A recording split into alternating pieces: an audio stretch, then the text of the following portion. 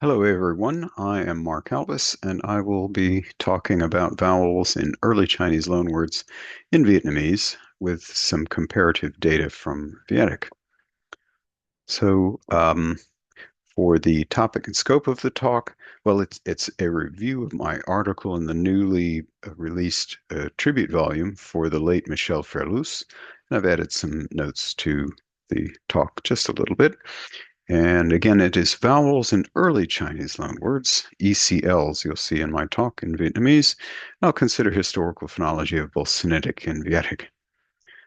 One of the main observations is that many of the monophthongs in these early Chinese loanwords can be traced directly, mostly, to early stages of late Old Middle Chinese or early Middle Chinese. There you see LOCEMC, just as vowels in native words can also be tied to Vietic etyma. So we see some consistency in this early period of borrowing. But there are also diphthongs, and these present challenges in determining their origin. So are these native developments in Vedic, are they borrowed, these diphthongs, from Chinese in early period, or were both factors present at different times and in different circumstances? Um, we'll look at those issues.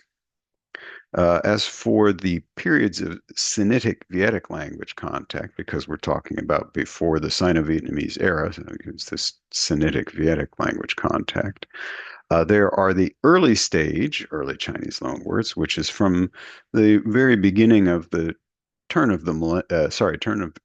of the Common Era, really. And this is a period of late Old Chinese borrowings into late Vietic, at which time both of these languages have been reconstructed with presyllables and both reconstructed without tones. But in the later stage, early Chinese loan words from kind of the early mid to throughout the remainder of the first millennium CE, this was a period of borrowings from early potentially to late Middle Chinese, but going into late Vietic and into Northeastern Vietic, aka Viet Muong, by which time Chinese had lost presyllables but had developed tones, while Vietic was still had presyllables, but either had no tones or very only in the very late end of the first millennium. All of this is before Sino-Vietnamese vocabulary in the start of the second millennium. So these early Chinese loan words here include any Chinese words borrowed before the Sino-Vietnamese period. And there are various identifying phonological features. And of course, we expect corresponding semantics as well for these words. And these phonological patterns also match those in native vocabulary, native Vedic vocabulary.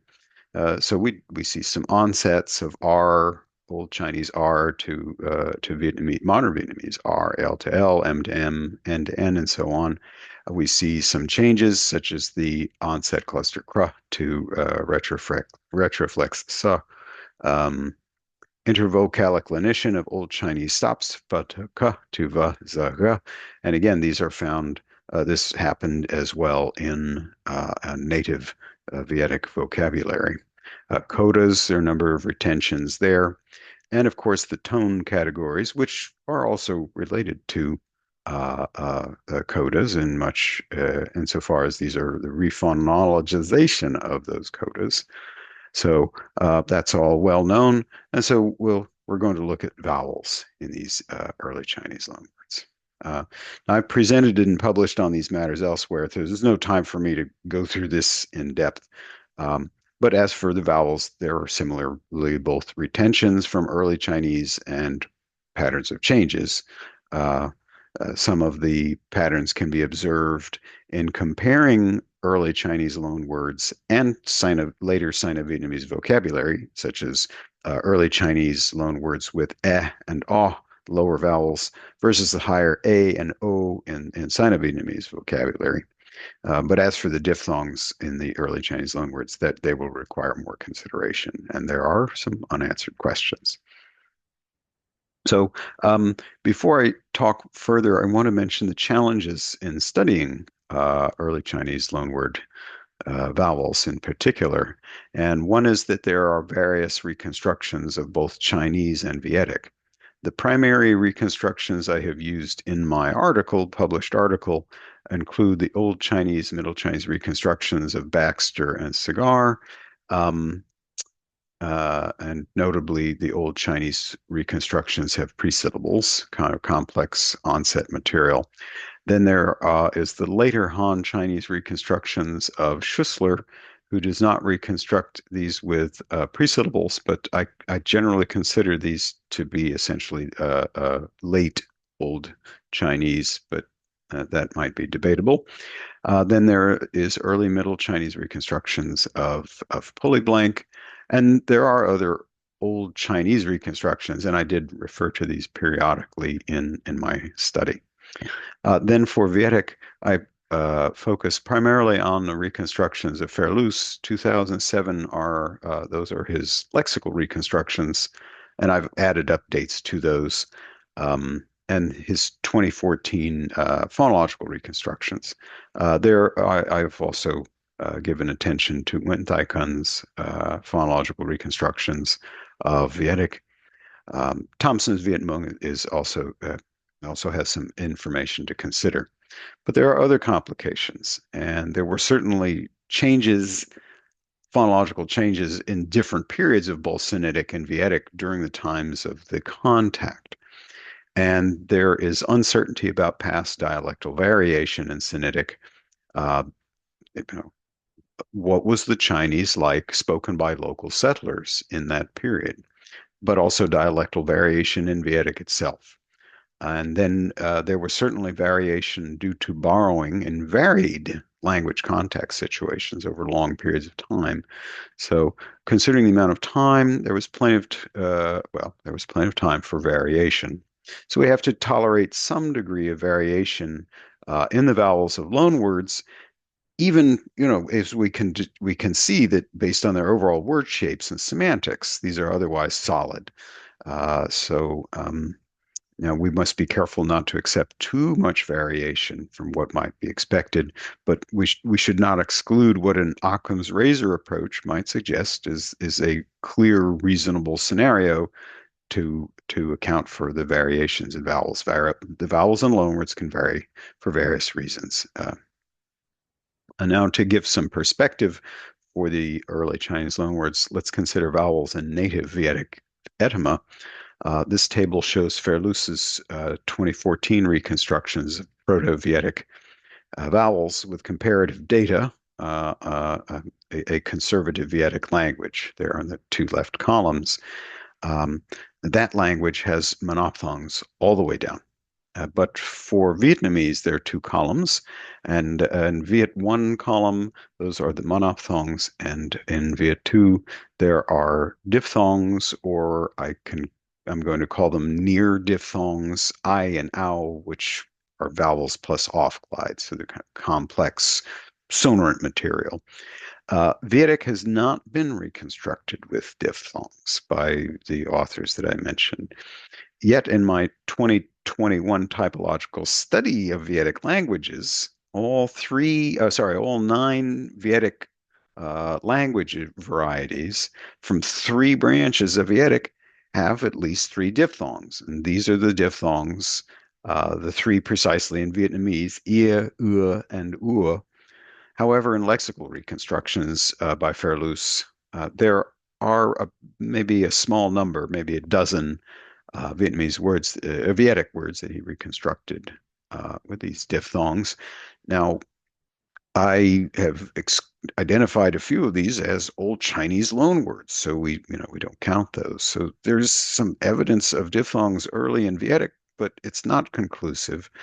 Um, and these correspondences are clear. We can see here ah to and so we will see some of these as well in the early Chinese loanwords.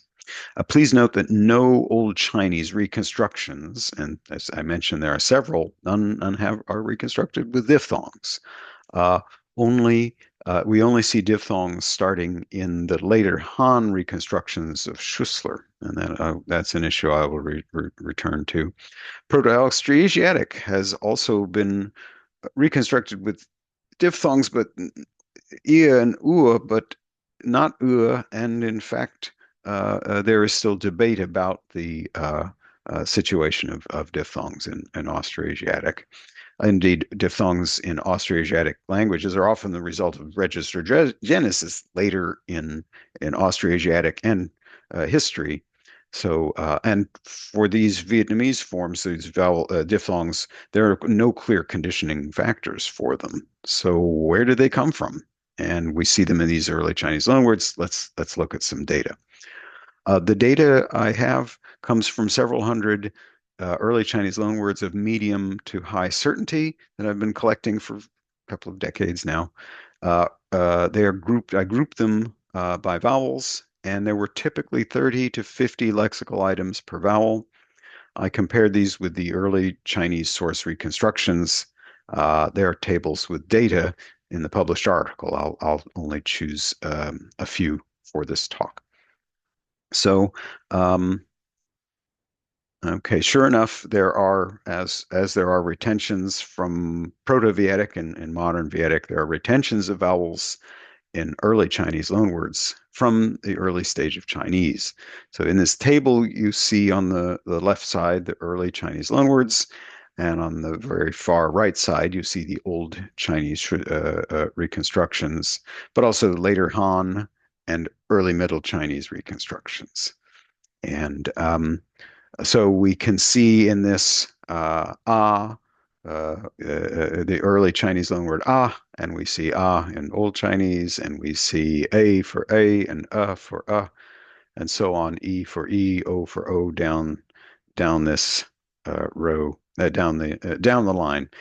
And we also see that they match in terms of their onsets and their codas, and they have expected tone categories. This is compelling evidence for this early Chinese loanword layer and its chronological position before the Sino-Vietnamese layer.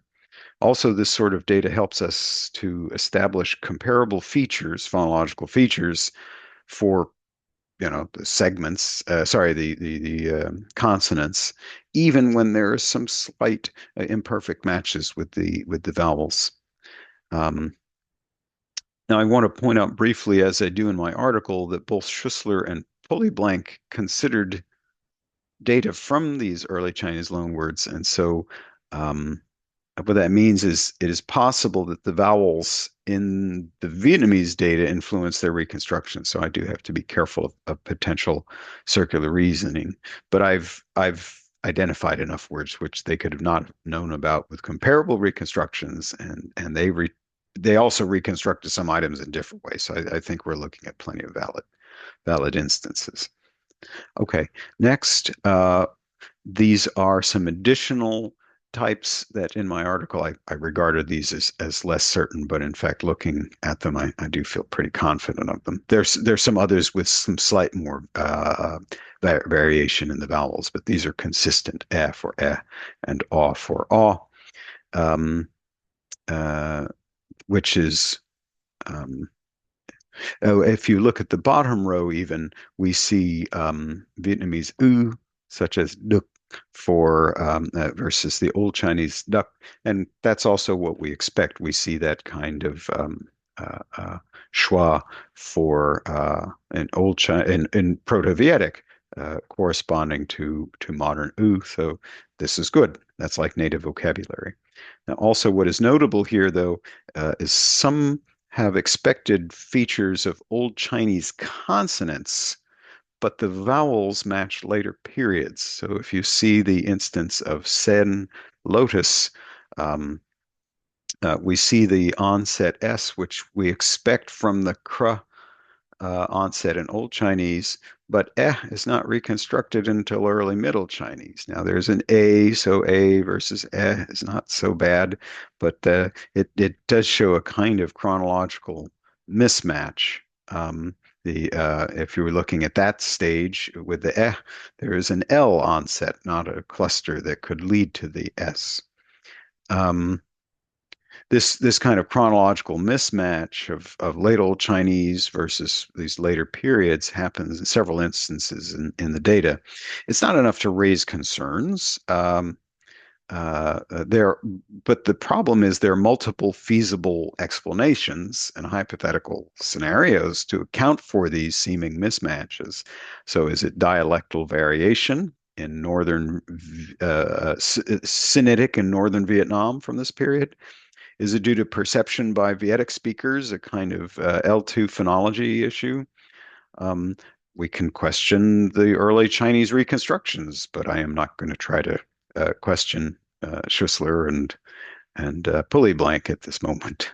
There's just not enough evidence to tell us specifically what scenario is most likely.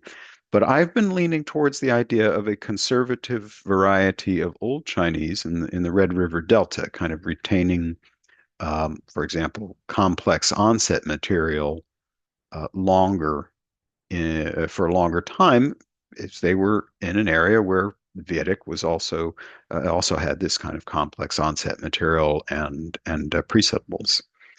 In any case, it's feasible to consider these vowels as have been borrowed in this early period, and some of them certainly to the Old Chinese, late Old Chinese period, regardless of the reconstructions of the vowels. We must look for other reasons for those. Okay.